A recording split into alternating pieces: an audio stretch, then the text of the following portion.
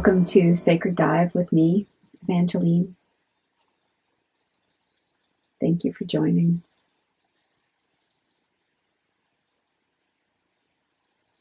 So, in the last session, I talked about thoughts as tools, a metaphor of how when we use thoughts in our life, it's the same as picking up a tool, a practical tool. And when we, hold on, let me think.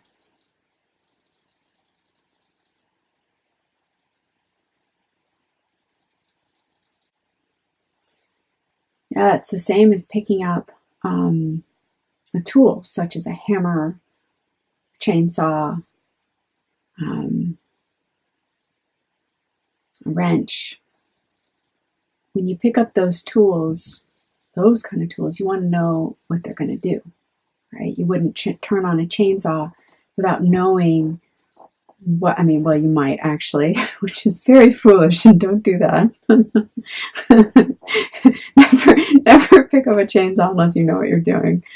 But just imagine if you picked up a chainsaw, maybe you know how a chainsaw actually works. Maybe that's part of your life. Maybe you don't, but I think everyone can go into this place of like, wow, imagine picking up a chainsaw with no idea what it's going to do and turning it on. And you don't have any protective gear on. You don't have your helmet on.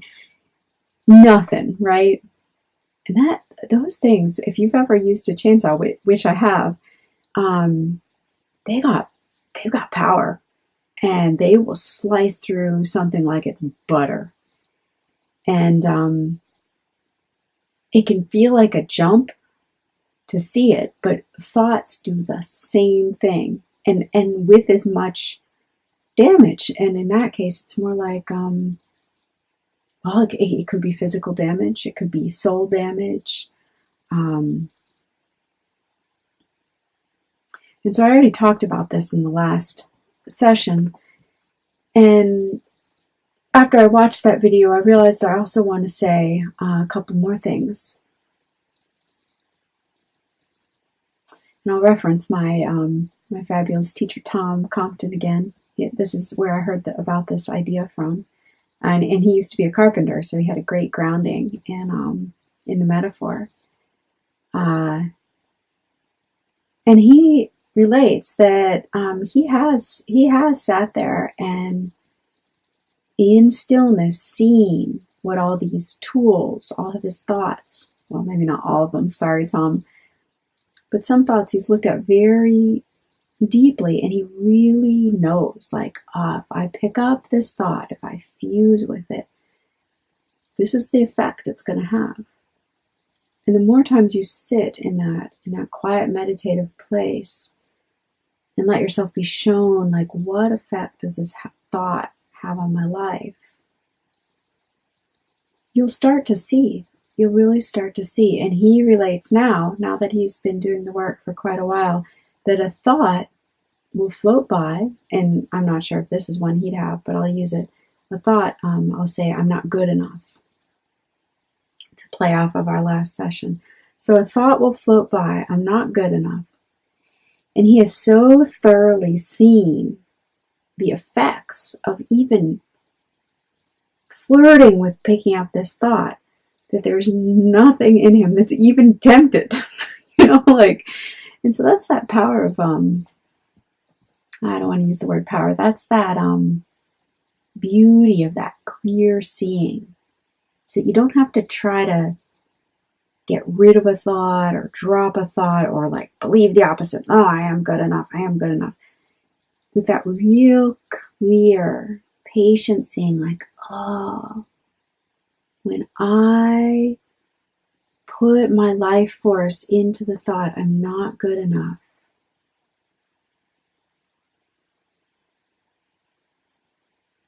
this is what happens. I can't show up. I can't be with people. I hide, right?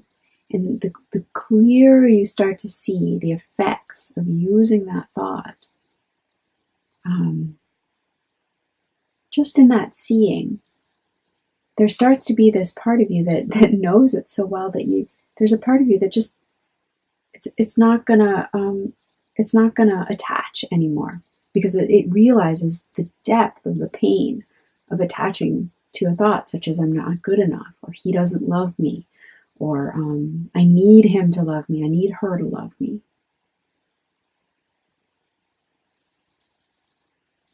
Yeah.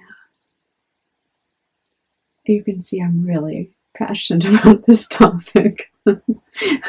Okay, so I'm just going to drop in for a minute and see if I'm showing anything else to share with you right now.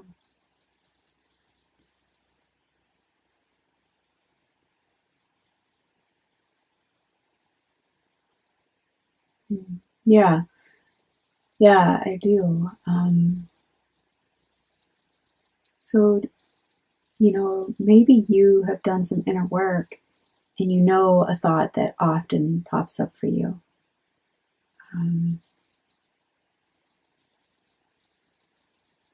Maybe you feel that thought right now. Maybe let it come up.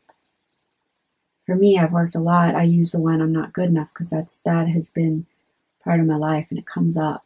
So it's easy for me to pull that one up and kind of use it to show you.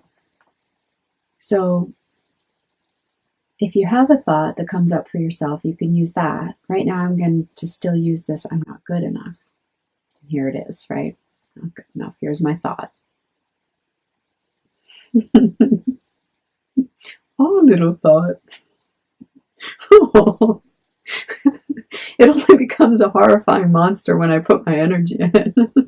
Quite innocent on its own. Okay, so let's get serious here. So here's this thought, I'm not good enough. And something that happens when you take this thought, now I'm seeing Iron Man, okay? I take this thought, chunk, chunk, chunk, put it in my power up little whatever spot he's got there on his chest, inserted, I'm not good enough. And power goes to it.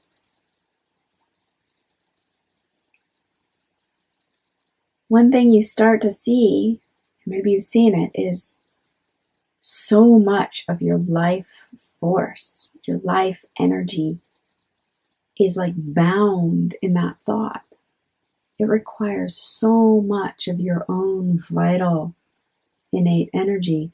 And so before that thought is really looked at and cleaned or released through that clear seeing, it's not right or wrong, but what will happen is your energy is just tied in there unconsciously. And the actual effect of that is that you don't have energy, that vital energy that's tied up in here. It's not available for other parts of your life to flow into other parts of your life, right? And that's sort of just what happens. And now, just for a moment, imagine, just let all those stressful thoughts that you have, like, kind of feel them around you.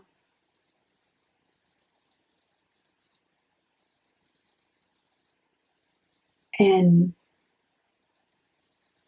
see if you get a sense of the amount of life force that is constantly running into these thoughts and being bound up. And you start to see, like, wow, I'm using an amazing amount of effort and life and vitality to keep these thoughts up and running. Now, I don't mean to leave you on this totally depressing note. So, it's not depressing. I'm inviting you to see that. I'm inviting you just to clearly see, like, how much of my life force is bound up in these often really subconscious, unconscious thoughts, and how much energy is that really? And, like, just for a moment, open to, what What might my life be like if my vitality was not going into these thoughts? Yeah, so let's actually use that as an inquiry. And for me, that this feels like a heart inquiry. And so I invite you to just place like one or both of your hands on your heart.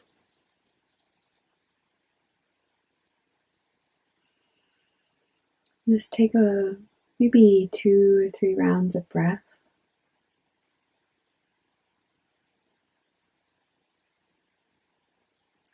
Let a little bit of your awareness go to the bottom of your feet and where your bottom touches the chair.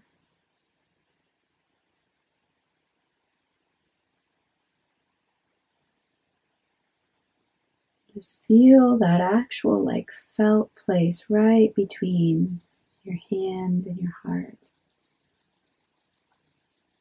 Maybe breathe right into that place. Easy breaths.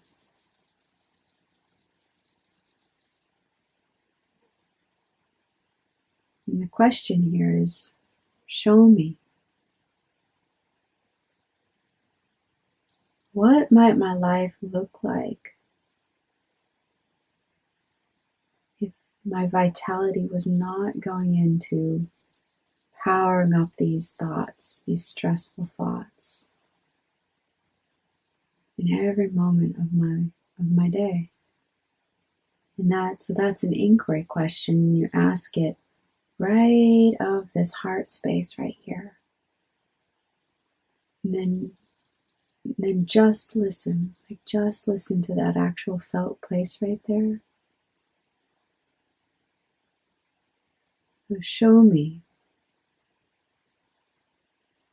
what might my life look like if my vitality, my juice, my power was not going into these multitude of stressful thoughts? Show me.